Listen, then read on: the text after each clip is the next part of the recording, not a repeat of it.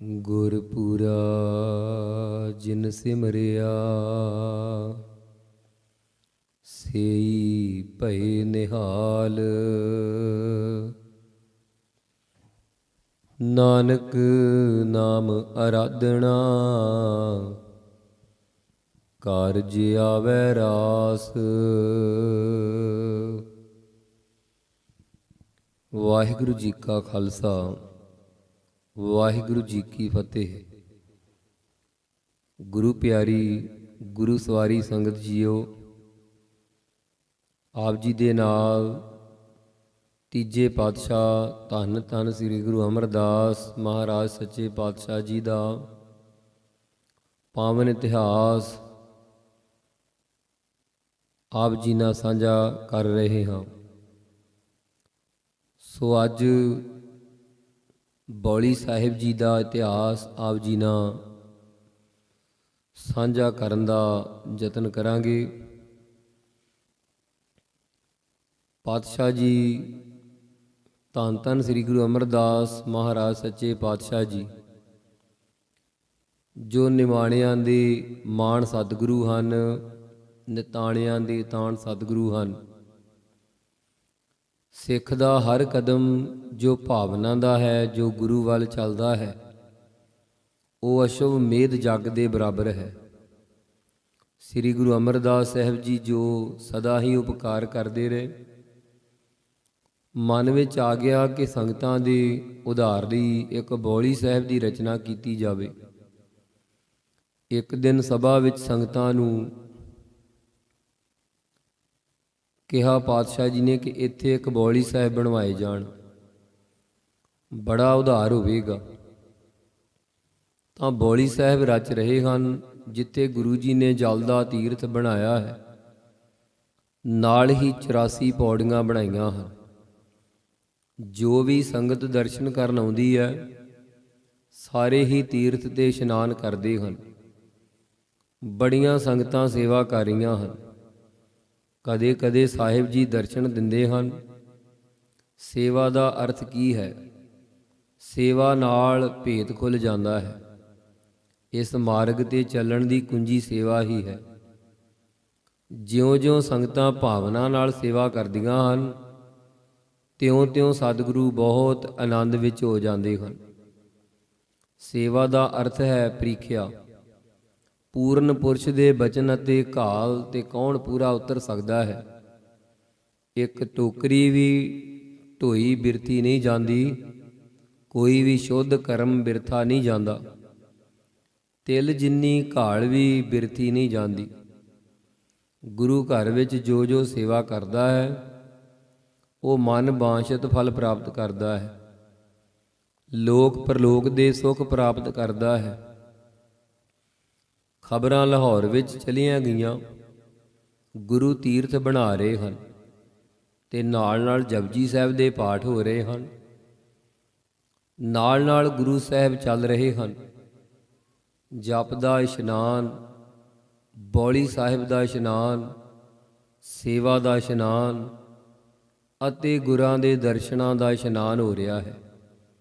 ਜੋ ਜੈਸੀ ਭਾਵਨਾ ਨਾਲ ਸੇਵਾ ਕਰਦਾ ਹੈ ਨਾ, ਉਸ ਦੀ ਭਾਵਨਾ ਪੂਰੀ ਹੋ ਰਹੀ ਹੈ। ਟੋਕਰੀ ਚੁੱਕ ਰਹੇ ਹਨ, ਟੱਕ ਲਾ ਰਹੇ ਹਨ, ਪਰ ਟੋਕਰੀ ਚੁੱਕਣ ਵਿੱਚ ਫਰਕ ਹੈ।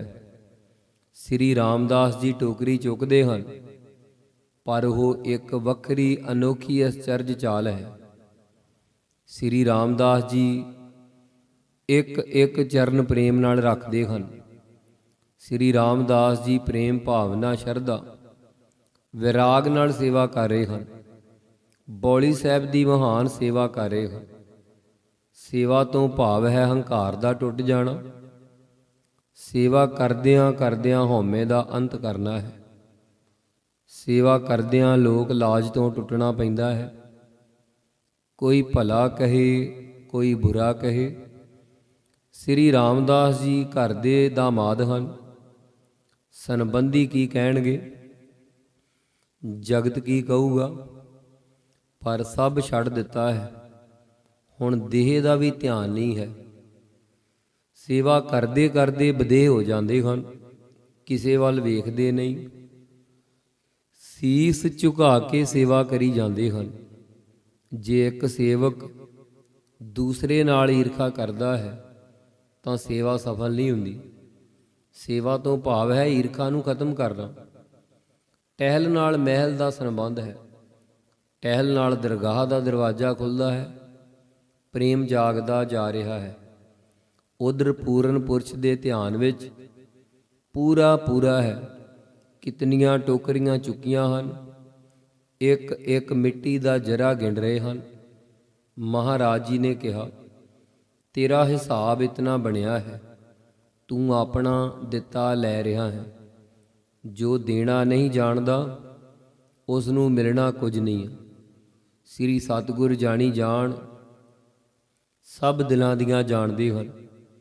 ਕਿਸ ਤਰ੍ਹਾਂ ਸ੍ਰੀ ਰਾਮਦਾਸ ਜੀ ਲਗਾਤਾਰ ਇੱਕ ਰਸ ਸਿਮਰਨ ਵਿੱਚ ਲੀਨ ਸੇਵਾ ਕਰ ਰਹੇ ਹਨ।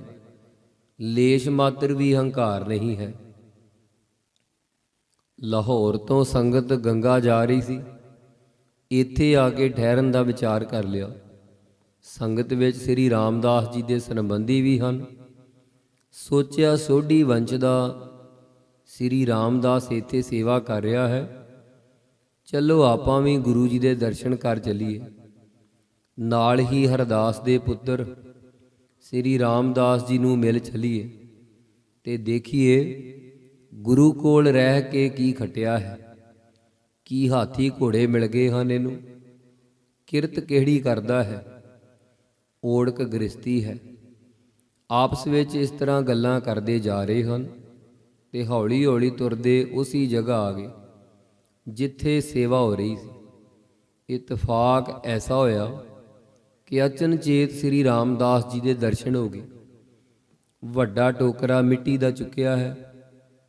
ਸਿਰ ਮੂੰਹ ਮਿੱਟੀ ਦੇ ਨਾਲ ਭਰੇ ਹਨ। ਸ੍ਰੀ ਰਾਮਦਾਸ ਜੀ ਨੇ ਦੇਖ ਲਿਆ ਕਿ ਇਹ ਸੰਗਤ ਲਾਹੌਰ ਤੋਂ ਆਈ ਹੈ। ਸ੍ਰੀ ਰਾਮਦਾਸ ਜੀ ਨੇ ਕੋਈ ਅਕਸ ਨਹੀਂ ਪਾਇਆ। ਜਿਹੜੇ ਬਿਰਧ ਸਨ ਕ੍ਰੋਧ ਵਿੱਚ ਆ ਗਏ ਤੇ ਬੋਲੇ, ਤੂੰ ਸੋਢੀ ਵੰਸ਼ ਦਾ ਮੂੰਹ ਕਾਲਾ ਕਰਾ ਦਿੱਤਾ ਹੈ, ਜੜ ਪੁੱਟ ਦਿੱਤੀ ਹੈ। ਸਹੁਰੇ ਘਰ ਆ ਕੇ ਮਿੱਟੀ ਢੋ ਰਿਹਾ ਹੈ। ਚੰਗਾ ਹੁੰਦਾ ਸਾਡੀ ਕੁੱਲ ਵਿੱਚ ਜਨਮ ਨਾ ਲੈਂਦਾ। ਇਸ ਤੋਂ ਚੰਗਾ ਸੀ ਤੂੰ ਛੋਲੇ ਵੇਚਦਾ ਰਹਿੰਦਾ। ਤੂੰ ਤਾਂ ਆਪਣੀ ਪੱਤ ਨਹੀਂ, ਸੋਢੀ ਵੰਸ਼ ਦੀ ਪੱਤ ਗਵਾ ਦਿੱਤੀ ਹੈ। ਸ੍ਰੀ ਰਾਮਦਾਸ ਜੀ ਬੋਲੇ, ਤੁਹਾਡਾ ਦੋਸ਼ ਨਹੀਂ ਹੈ। ਜੋ ਲਾਲ ਦਾ ਮੁੱਲ ਨਹੀਂ ਜਾਣਦਾ ਨਾ, ਉਹ ਗਾਜਰ ਮੂਲੀ ਦਾ ਮੁੱਲ ਪਾਉਂਦਾ ਹੈ। ਤੁਹਾਨੂੰ ਮਹਿਮਾ ਦਾ ਪਤਾ ਨਹੀਂ ਹੈ। ਇਹ ਮਿੱਟੀ ਨਹੀਂ ਹੈ, ਇਹ ਤਾਂ ਹੀਰੇ ਜਵਾਹਰਾਤ ਹਨ। ਜਿਸ ਗੁਰੂ ਦੇ ਦਰ ਤੋਂ ਪਾਤਸ਼ਾਹੀਆਂ ਮਿਲਦੀਆਂ ਹਨ, ਉਸ ਗੁਰੂ ਦੇ ਦੀਦਾਰ ਤਾਂ ਕਰੋ। ਮੇਰੀ ਅਰਦਾਸ ਹੈ, ਜਾਓ ਗੁਰੂ ਜੀ ਦੇ ਦਰਸ਼ਨ ਕਰੋ ਤੇ ਤੁਹਾਡੇ ਜਨਮ ਜਨਮ ਦੇ ਪਾਪ ਲੈ ਜਾਣਗੇ। ਐਸੇ ਸਤਿਗੁਰੂ ਜਿਨ੍ਹਾਂ ਦੀ ਸੇਵਾ ਕੀਤੀ ਬਿਰਥਾ ਨਹੀਂ ਜਾਂਦੀ ਤੇ ਮਨ ਬਾਂਛਿਤ ਫਲ ਪ੍ਰਾਪਤ ਹੁੰਦੇ ਹਨ। ਤੁਹਾਨੂੰ ਗੰਗਾ ਜਾਣ ਦੀ ਵੀ ਲੋੜ ਨਹੀਂ ਰਹੇਗੀ। ਇਹ ਉਹ ਹੀ ਮਹਾਂਪੁਰਸ਼ ਹਨ ਜਿਨ੍ਹਾਂ ਦੇ ਦਰਸ਼ਨ ਕਰਨ ਲਈ ਅਕਬਰ ਨੰਗੇ ਪੈਰੀ ਚੱਲ ਕੇ ਆਇਆ ਸੀ। ਸਾਧ ਸੰਗਤ ਜੀ, ਸੰਸਾਰ ਦੇ ਲੋਕ ਕਿਸ ਤਰ੍ਹਾਂ ਸਮਝ ਸਕਦੇ ਹਨ ਕਿ ਸੇਵਾ ਕਿਸ ਨੂੰ ਕਹਿੰਦੇ ਹਨ? ਮਨੁੱਖ ਦੇ ਹਰ ਕਦਮ ਹਰ ਕੰਮ ਵਿੱਚ ਅਟਕ ਆਉਂਦੀ ਹੈ, ਰੁਕਾਵਟ ਆਉਂਦੀ ਹੈ। ਅੱਗ ਬਾਲੋ, ਚਿੱਟੇ ਪਦਾਰਥ ਕਾਲੇ ਹੋ ਜਾਂਦੇ ਹਨ। ਐਸਾ ਹੀ ਕੁਦਰਤ ਦਾ ਕਾਨੂੰਨ ਹੈ। ਫੁੱਲ ਨਾਲ ਕੰਡਾ ਹੈ, ਦੋਨਾਂ ਦੇ ਸੁਭਾਅ ਅਲੱਗ-ਅਲੱਗ ਹਨ। ਰੰਗ ਰੂਪ ਵਿੱਚ ਵੀ ਫਰਕ ਹੈ, ਪਰ ਫੁੱਲ ਦੇ ਨਾਲ ਹੀ ਕੰਡਾ ਹੈ। ਸ੍ਰੀ ਰਾਮਦਾਸ ਜੀ ਘੁੰਗਣੀਆਂ ਵੇਚਦੇ ਹਨ। ਸਾਧੂ ਨੇ ਆਵਾਜ਼ ਸੁਣ ਲਈ, ਬੜੀ ਮਿੱਠੀ ਬਾਣੀ ਹੈ ਤੇਰੀ, ਤੈਨੂੰ ਤਾਂ ਗੋਇੰਦਵਾਲ ਸਾਹਿਬ ਦਾ ਜਾਣਾ ਚਾਹੀਦਾ ਹੈ। ਤੇ ਆ ਗਏ ਹਨ ਗੋਇੰਦਵਾਲ ਸਾਹਿਬ।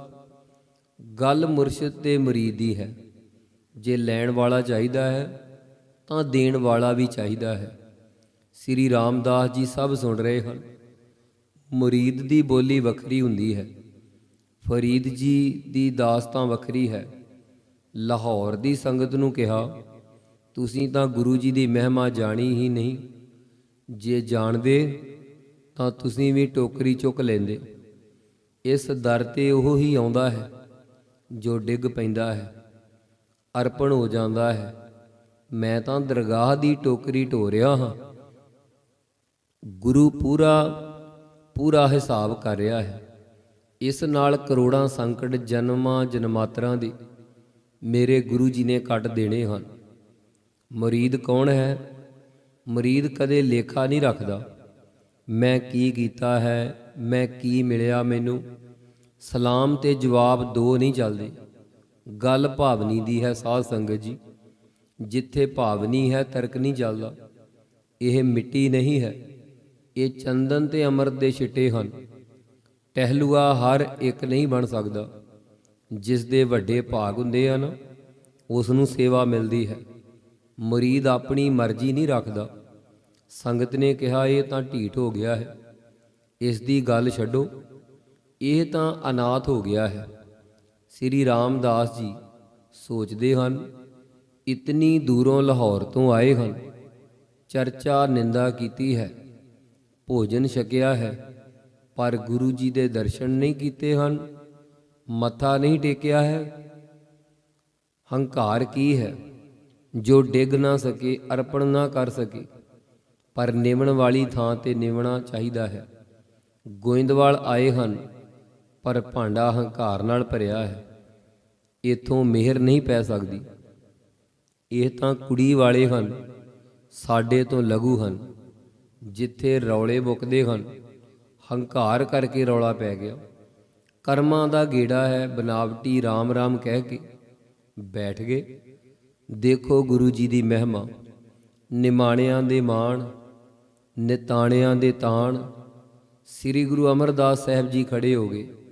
ਗੁਰੂ ਸਾਹਿਬ ਜੀ ਜੋ ਦਇਆ ਦੀ ਮੂਰਤੀ ਹਨ, ਕਿਹਾ ਤੁਸੀਂ ਤਾਂ ਸੋਢੀ ਹੋ, ਮੈਂ ਤਾਂ ਪਾਣੀ ਢੋਣ ਵਾਲਾ ਹਾਂ।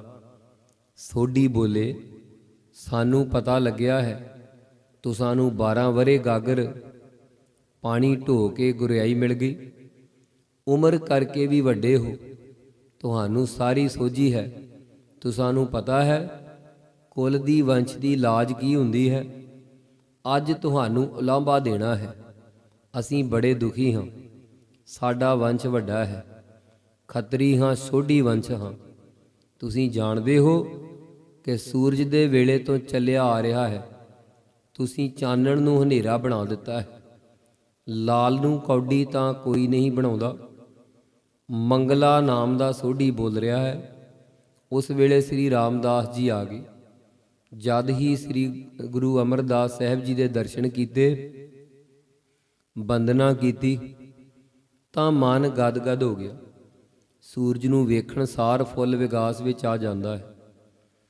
ਸ੍ਰੀ ਰਾਮਦਾਸ ਜੀ ਦੇ ਕੱਪੜੇ ਮਿੱਟੀ ਨਾਲ ਭਰੇ ਹਨ। ਟੋਕਰੀ ਸਿਰ ਤੇ ਰੱਖੀ ਹੈ। ਬੌਲੀ ਸਾਹਿਬ ਦਾ ਮੁਰੀਦ ਖੜਾ ਹੈ।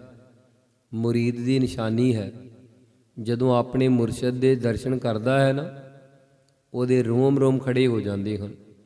ਸੋਢੀਆਂ ਦੇ ਦਿਲ ਵਿੱਚ ਅੱਗ ਬਲ ਗਈ। ਬੜੇ ਫਿੱਕੇ ਬੋਲ ਬੋਲੇ, ਬਾਣ ਚਲਾ ਦਿੱਤੇ। ਚੰਗਾ ਹੁੰਦਾ ਇਹ ਸਾਡੇ ਮੱਥੇ ਹੀ ਨਹੀਂ ਲੱਗਦਾ, ਸਾਡੇ ਵੰਸ਼ ਵਿੱਚ ਜਨਮ ਹੀ ਨਾ ਲੈਂਦਾ। ਪਿਤਾ ਸਿਰ ਤੇ ਹੈ ਨਹੀਂ, ਮਾਤਾ ਵਿਧਵਾ ਹੈ, ਲਵਾਰਸ ਹੋ ਗਿਆ ਹੈ। ਨਹੀਂ ਤਾਂ ਕਿਉਂ ਆਉਂਦਾ ਸਹੁਰੇ ਘਰ ਤੇ ਟੋਕਰੀਆਂ ਢੋਂਦਾ। ਜੇ ਮਜ਼ਦੂਰੀ ਹੀ ਕਰਨੀ ਸੀ, ਲਾਹੌਰ ਵਿੱਚ ਹੀ ਕੰਮ ਕਰ ਲੈਂਦਾ। ਆਪਣੇ ਸਿਰ ਤੇ ਹੀ ਨਹੀਂ, ਸੋਢੀਆਂ ਦੇ ਸਿਰ ਤੇ ਵੀ ਮਿੱਟੀ ਪਾ ਦਿੱਤੀ ਹੈ। ਤੁਸੀਂ ਹੋਰ ਮਜ਼ਦੂਰ ਰੱਖ ਲੈਂਦੇ, ਹੋਰ ਸੇਵਾ ਦੇ ਦਿੰਦੇ। ਤੁਸਾਂ ਦੇ ਸਿਰ ਤੇ ਚੌਰ ਹੀ ਕਰੀ ਜਾਂਦਾ। ਹੁਣ ਸਾਡੀ ਤੇ ਆਪਣੀ ਲਾਜ ਰੱਖੋ, ਇਸ ਤੋਂ ਟੋਕਰੀ ਨਾ ਚੁਕਾਓ। ਇੱਥੋਂ ਤਾਂ ਇਸ ਨੇ ਜਾਣਾ ਹੀ ਨਹੀਂ ਹੈ। ਮੁਰੀਦ ਸਹਿ ਰਿਹਾ ਹੈ। ਧੰਨ ਸ੍ਰੀ ਗੁਰੂ ਅਮਰਦਾਸ ਸਾਹਿਬ ਜੀ ਜੋ ਮੁਰਸ਼ਦ ਹਨ। ਵੇਖਿਆ ਸੁਰਤ ਟਿਕੀ ਹੈ ਜਾਂ ਹਿੱਲ ਗਈ ਹੈ। ਤਰਕਾਂ ਨੇ ਇਸ ਦੇ ਪਿਆਰ ਦੀ ਤਾਰ ਨੂੰ ਕਿਤਨਾ ਢਿੱਲਾ ਕਰ ਦਿੱਤਾ ਹੈ। ਪਰ ਗੁਰੂ ਜੀ ਅਚਰਜ ਹੋ ਗਏ। ਮੁਰੀਦ ਅਹਿਰਣ ਮੱਤ ਅਡੋਲ ਖੜੇ ਹਨ। ਮਿੱਟੀ ਤੇ ਹੰਝੂਆਂ ਦਾ ਜਲ ਡਿੱਗ ਰਿਹਾ ਹੈ। ਗੁਰੂ ਜੀ ਸਹਿ ਨਹੀਂ ਸਕੇ। ਮੇਰੇ ਪਿਆਰੇ ਦੇ ਹੰਝੂ ਗਿਰ ਰਹੇ ਹਨ। ਗੁਰੂ ਜੀ ਵਿਸਮਾਦ ਵਿੱਚ ਚਲੇ ਗਏ। ਵਿਸਮਾਦ ਜਿੱਥੇ ਕੁਝ ਕਹਿ ਨਹੀਂ ਸਕਦੇ, ਬੋਲ ਨਹੀਂ ਸਕਦੇ, ਸੋਚ ਨਹੀਂ ਸਕਦੇ। ਸਮੁੰਦਰ ਤੇ ਨਦੀ ਇਕੱਠੇ ਹੋ ਗਏ ਹਨ। ਅਟਕ ਪਾਉਣ ਵਾਲੇ ਸੋਢੀ ਆ ਗਏ ਹਨ। ਗੁਰੂ ਜੀ ਬੋਲੇ, ਰਾਮਦਾਸ ਦੂਰ ਚਲਾ ਗਿਆ ਹੈ। ਕੋਈ ਤਰਕ, ਰੋਸ, ਲੋਕ ਲਾਜ ਦਾ ਕੋਈ ਅਕਸ ਨਹੀਂ ਪੈ ਰਿਹਾ ਹੈ। ਇਸ ਨੂੰ ਤਾਂ ਕੇਵਲ ਇੱਕ ਮੁਰਸ਼ਿਦ ਯਾਦ ਹੈ। ਮਨਸੂਰ ਨੂੰ ਕੇਵਲ ਅਨਲ ਹੱਕ ਯਾਦ ਰਹਿ ਗਿਆ ਸੀ। ਸ੍ਰੀ ਗੁਰੂ ਅਮਰਦਾਸ ਸਾਹਿਬ ਜੀ ਨੇ ਫੈਸਲਾ ਦੇ ਦਿੱਤਾ, ਸੁਣੋ ਸੋਢੀਓ, ਮੈਂ ਅਜੇ ਦੱਸਣਾ ਨਹੀਂ ਸੀ। ਇਹ ਰਾਜ ਦੀ ਗੱਲ ਇਲਾਹੀ ਸੀ। ਰੱਬੀ ਭੇਦ ਖੋਲ੍ਹਣੇ ਨਹੀਂ ਸਨ, ਪਰ ਅੱਜ ਭੇਦ ਖੋਲ੍ਹਣਾ ਪਊਗਾ। ਇਹ ਮਿੱਟੀ ਦਾ ਢੇਰ ਮਿੱਟੀ ਨਹੀਂ ਹੈ। ਮੈਂ ਤਾਂ ਇਸ ਦੇ ਸਿਰ ਤੇ ਦੀਨ ਦੁਨੀਆ ਦਾ ਛਤਰ ਰੱਖਿਆ ਹੈ। ਕਾਲੇ ਕਊਏ ਹੰਸ ਬਣੂਗੇ, ਜੋਤ ਜਗਾਉਣੀ ਹੈ। ਧੰਨ ਧੰਨ ਰਾਮਦਾਸ ਗੁਰੂ ਅੱਜ ਅੰਮ੍ਰਿਤਸਰ ਦੀ ਪਰਿਕਰਮਾ ਵਿੱਚ ਜਪਿਆ ਜਾ ਰਿਹਾ ਹੈ। ਸੋਢੀਆਂ ਦਾ ਨਾਂ ਨਹੀਂ ਲੈ ਰਹੇ। ਹੰਕਾਰ ਦੀ ਬੋਲੀ ਹੋਰ, ਅਭਿਮਾਨੀ ਦੇ ਬਚਨ ਹੋਰ, ਖਾਲੀ ਭਾਂਡੇ ਦੀ ਆਵਾਜ਼ ਹੋਰ, ਪਰ ਗਿਆਨਵਾਨ ਦੇ ਬਚਨ ਹੋਰ ਹੁੰਦੇ ਹਨ। ਜੇ ਇਹ ਤੁਹਾਡੇ ਵੰਸ਼ ਵਿੱਚ ਜਨਮ ਨਾ ਲੈਂਦੇ ਤਾਂ ਤੁਸੀਂ ਸਾਰੇ ਨਰਕ ਕੁੰਭੀ ਵਿੱਚ ਪੈਂਦੇ। ਹੁਣ ਮੁਰੀਦ ਗੁਰੂ ਰਾਮਦਾਸ ਜਿਨ੍ਹਾਂ ਨੇ ਬਣਨਾ ਹੈ, ਬੋਲੇ, ਮਹਾਰਾਜ ਆਪ ਜੀ ਦਾ ਬਿਰਧ ਹੈ। ਗੋਇੰਦਵਾਲ ਆ ਗਏ ਹਨ, ਮਿਹਰ ਕਰੋ, ਮਾਫੀ ਬਖਸ਼ ਦੇਵੋ। ਡੱਡੂ ਕਵਲ ਫੁੱਲ ਕੋਲ ਰਹਿੰਦਾ ਹੈ, ਪਰ ਜਾਲਾ ਹੀ ਖਾਈ ਜਾਂਦਾ ਹੈ। ਸ੍ਰੀ ਗੁਰੂ ਅਮਰਦਾਸ ਸਾਹਿਬ ਜੀ ਬੋਲੇ, ਓ ਰਾਮਦਾਸ, ਅੱਜ ਤੂੰ ਧੰਨ ਹੋ ਗਿਆ ਹੈ। ਜਾ ਰਾਮਦਾਸ, ਜੋ ਮੈਂ ਸੀ ਤੂੰ ਹੋ ਗਿਆ। ਤੇਰਾ ਮੇਰਾ ਭੇਦ ਮੁੱਕ ਗਿਆ। ਜਾਪਦਾ ਹੈ ਤੇਰੇ ਚਰਨਾਂ ਤੇ ਮੱਥਾ ਟੇਕਣਾ ਪਊਗਾ। ਰਾਮਦਾਸ, ਤੂੰ ਮੈਨੂੰ ਜਾਣ ਲਿਆ ਹੈ। ਇਹ ਅੱਜ ਮੈਨੂੰ ਪਤਾ ਲੱਗ ਗਿਆ ਹੈ। ਪੁਰਖਾ, ਤੇਰੀ ਕਮਾਈ ਧੰਨ ਹੋ ਗਈ। ਤੂੰ ਧੰਨ ਹੋ ਗਿਆ ਹੈ। ਜੋ ਕਿਸੇ ਨੂੰ ਜਾਣ ਲਏ ਉਹ ਧੰਨ ਹੋ ਜਾਂਦਾ ਹੈ। ਜਦੋਂ ਇੱਕ ਦੀਵਾ ਪ੍ਰਕਾਸ਼ ਦੇਵਣ ਲੱਗ ਪੈਂਦਾ ਹੈ, ਹੋਰ ਕਿਤਨੇ ਦੀਵੇ ਜਗ ਪੈਂਦੇ ਹਨ। ਸ੍ਰੀ ਗੁਰੂ ਨਾਨਕ ਦੇਵ ਸਾਹਿਬ ਜੀ, ਸ੍ਰੀ ਗੁਰੂ ਅੰਗਦ ਦੇਵ ਸਾਹਿਬ ਜੀ ਤੇ ਹੋ ਗਏ। ਮੁਰਸ਼ਦ ਤੇ ਮੁਰੀਦ ਦੀ ਪ੍ਰੀਤ, ਚੰਦ ਤੇ ਚਕੋਰ ਦੀ ਪ੍ਰੀਤ, ਮੋਰ ਤੇ ਬੱਦਲ ਦੀ ਪ੍ਰੀਤ, ਸਵਾਂਤੀ ਬੂੰਦ ਤੇ ਪਪੀਹੇ ਦੀ ਪ੍ਰੀਤ ਆਦਿ ਕਾਲ ਤੋਂ ਚਲੀ ਆਉਂਦੀ ਹੈ। ਭੁੱਲਾਂ ਨਾ ਚਿਤਾਰਨੀਆਂ। ਵਾਹਿਗੁਰੂ ਜੀ ਕਾ ਖਾਲਸਾ, ਵਾਹਿਗੁਰੂ ਜੀ ਕੀ ਫਤਿਹ।